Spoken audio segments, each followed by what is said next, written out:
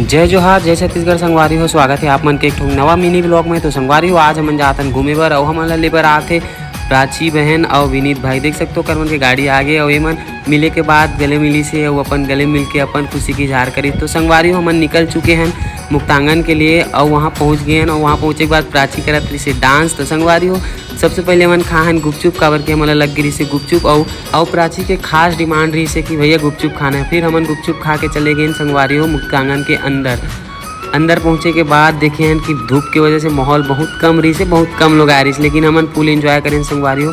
देख सकते हो हमन वीडियो बना है फुल डांस कर करके। तो संगवारी हो आप मन फुल ब्लॉग ला देखे बर झन भूला हो, हमर मन के यूट्यूब चैनल में फुल ब्लॉग आगे है। वीडियो बनाए के बाद और एंजॉय करे के बाद फिर हमन निकल गए संगवारी हो मुक्तांगन से निकले के बाद हमन गए हैं मंचूरियन राइस खाए बर। मंचूरियन राइस खाए के बाद फिर हमन पिए हैं जूस।